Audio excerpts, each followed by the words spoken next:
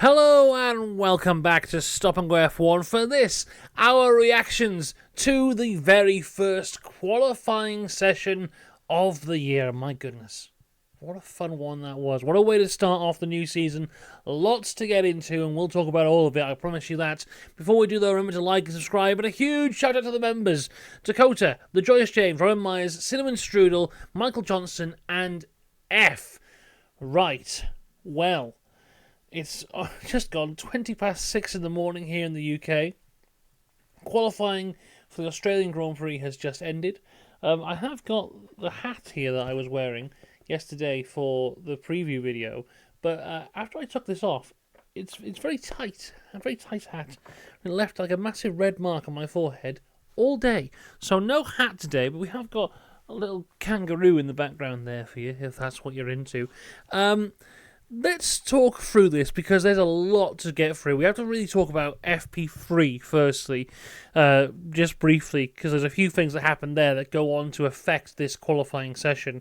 Namely, Ollie Behrman's no good, bad, awful weekend continues to get worse and worse and worse. Now, of course, he had the crash in FP1, which meant that he would not run in FP2. So FP3 was incredibly important for Ollie Behrman to get out there and get some good running in. And it looked like that was the way it was going to go. The start of the session, he is out immediately to go and get some laps in. And as quickly as he went out, his session came to an end with a spin into the gravel. He beached it. He was out of FP3.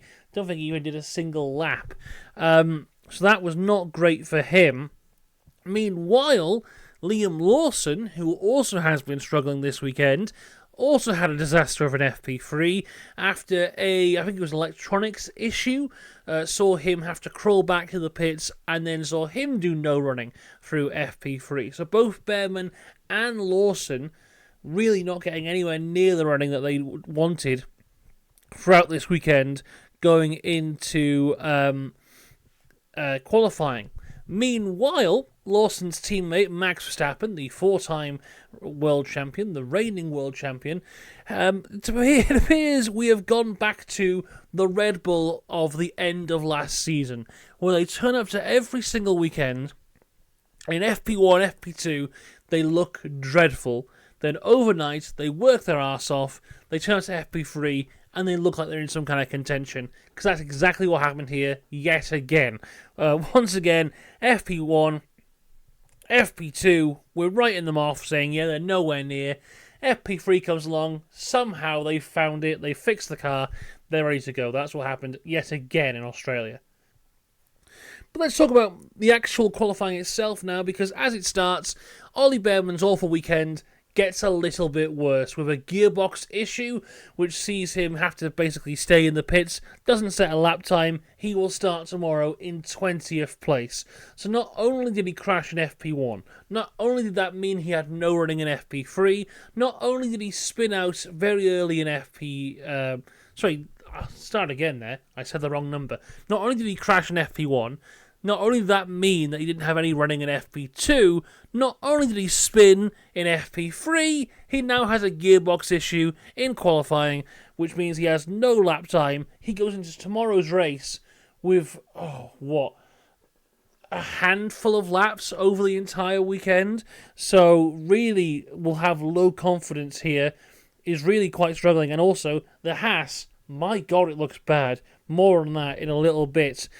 Meanwhile, Mercedes have pulled out this old trick that they used to do quite a bit last year, where they try and get through Q1 on medium tyres to try and save some softs. It doesn't work for Antonelli. His lap times weren't there on the mediums, but Russell's lap time was quite decent, to be fair. Eventually, they do put him on the softs and send him out there to make sure he gets through, which kind of is against the entire point of it, unless they don't want to use two sets of softs in Q1. Maybe that's the idea there. But either way, Russell's time, I think, was good enough to get through on mediums. But there we go. Fernando Alonso has some pace early on here in this session. The Aston has had basically no pace at all. For testing, it looks slow. Practice, it looks slow. Q1 turns up, looks pretty good. At one point, went 5th. So the Aston He's a little bit better than we were led to believe. Still not great, still not where it necessarily should be for the investment that they have, but not as dreadful as first thought. Liam Lawson, though, continues to struggle. Big lockup for him into turn 3. Lockups everywhere, really, all over the place. Kimi Antonelli also struggling as well, and his floor was scraping along the track. At one point, there was a shot from the outside of the car. It looked like his floor was on fire. That's how bad it was scraping along. It looks like he's gone over a curb at some point, and something's just broken. The car has just fell down. It's too early. I'm not doing words right. Fell down, scraping along the floor there. Martin Brundle said something interesting there, that if they wanted to change the suspension anyway, that would break Parc Ferme, which would mean they would have to take some kind of penalty, although realistically, it doesn't really matter because he hasn't qualified well. Let's get into who is out in Q1, because there's some big names here. So firstly, as we said, Ollie Behrman, 20th place, no time set for him. His teammate Esteban Ocon is in 19th place. The Haas occupying the back row of the grid. Liam Lawson is 18th. Once again, the second Red Bull car out in Q1. And as that happened, the whole world heard 1 million Mexicans saying, "We told you it was the car," as Liam Lawson is out in 18th place. Nico Hülkenberg is in 17th place in the Sauber. The Sauber looking much improved from where it was last year, where it was by far the worst car on the grid. It's still not great, but it's not the worst car on the grid anymore. In 16th place, though, Kimi Antonelli in his first race ever in Formula 1 will start in 16th place, being pushed out of qualifying by Gabriel Bortolesso by 0.009.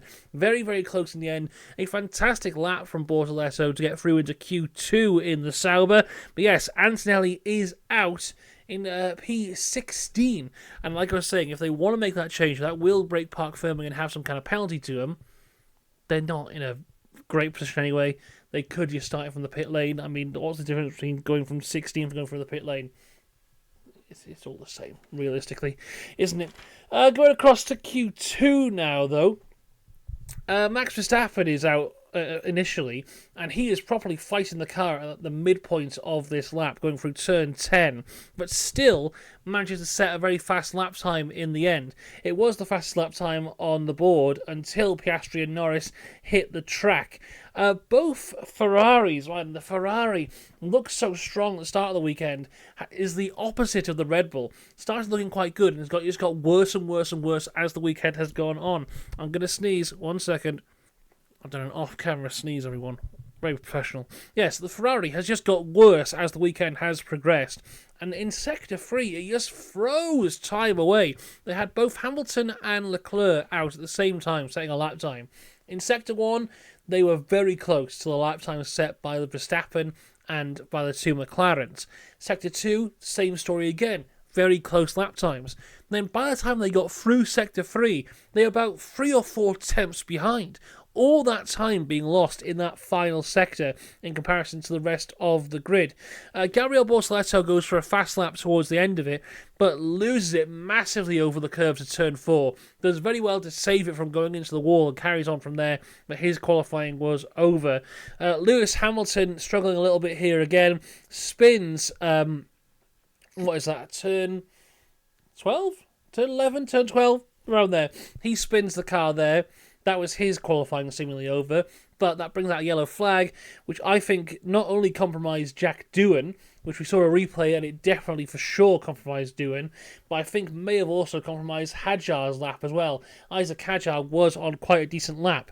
At the end of Q2, it is Gabriel Bortolesso in 15th place, Jack Doohan in 14th, but Doohan, I think, has more pace than we can see there. As I said, was compromised by Hamilton's spin and the yellow flag that came with, but showed some tremendous pace throughout the entire weekend up until that point. And yeah, Doohan, I think, is going to give Alpine a bit of a headache here this season, because thus far, from what we've seen, he looks pretty decent, I'm not going to lie. Is on the pace of Gasly, I think. up until that point, if it wasn't for that yellow flag, I think he would have been up there in terms of pace as well. So it could all go wrong still, but as of right now, I think Dewan's doing a great job. Nowhere near a bad enough job to be fired, so maybe a bit of a headache for Alpine going forward. Lance Stroll was in 13th, Fernando Alonso in 12th. So the Aston, it's there.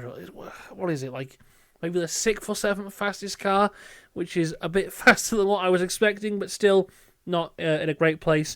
Then Isaac Hadjar in 11th place, missing out on Q3 by 0.063 of a second. Hadjar, I'm becoming quite a big fan of this guy. He is looking very, very strong here. When he was in Formula 2 last year, obviously he had some pace. He was in the championship battle throughout all of last year. But there's something that never really grabbed me as a driver that was like an exciting one to watch. But his actions thus far in Formula 1 have been the complete opposite. I think he's coming across very well indeed, and a good lap here for him. And again, maybe that yellow flag, could have seen him push through, but good starting place for him tomorrow to hopefully get some decent points. Russell is noted for impeding Leclerc at this point, but that was wiped away by the stewards later on. Going into Q3 now, and it starts very badly for the McLaren lads. Piastri has a big moment on the penultimate corner, goes wide on the grass. Lando Norris goes wide in turn 4, and due to track limits, his lap time is deleted. So after everyone sets their first lap times, it is Lando Norris in 10th place without a lap time. Carlos Sainz was 9th, Gasly 8th, Hamilton 7th, Yuki Tsunoda in 6th, Alex Albon 5th, Oscar Piastri 4th, Leclerc 3rd, Russell 2nd, and Verstappen on provisional pole position. But, of course, everyone gets another chance to do a lap, and it was a lot of pressure on the McLarens, but they certainly did deliver. We'll go from 10th, though. Carlos Sainz in 10th. I think he might be a little bit disappointed there. There was definitely more pace than that available in that Williams, but 10th still very good position. I think they were saying it was the first time since, oh God, what was it, like 2007? Or so. It was certainly when Mark Webber was in the Williams car. That the first time since then that they'd have two Williams in Q3 in the Australian Grand Prix. Gasly was 9th, Lewis Hamilton in 8th, with Charles Leclerc in 7th. The Ferrari, quite disappointing at this stage of the weekend. Alex Albon, a fantastic 6th, but the star of qualifying, Yuki Tsunoda in 5th. What a lap from him at the end of qualifying. George Russell was 4th, Max Verstappen in 3rd, Oscar Piastri will be on the front row for his home Grand Prix. He was in P2. But Lando Norris takes first blood here. Pole position for him for the Australian Grand Prix. McLaren front row lockout with Max Verstappen just behind. My goodness, a great qualifying performance. In the end, there's quite a considerable gap between the McLarens and the rest of the field. But, the start of Q3 shows they've both got mistakes in them. This car's not perfect. It can sometimes go a bit awry. Max Verstappen is still there to claim some points. George Russell looking quick. And let's not write out some of these midfield guys. Yuki Tsunoda, Alex Albon, Pierre Gasly, Carlos Sainz, all getting their elbows out, all being competitive alongside these top guys. And the Ferraris are there as well, although they're not looking as great right now. But at the end of the day, a very, very fun, competitive qualifying session, which leads us into tomorrow's race, still reported to be a wet race, but my goodness, we're setting up for something very, very fun. Let me know what you thought of this qualifying session. I will see you tomorrow for all things Australian Grand Prix. I'm going to bed. Goodbye.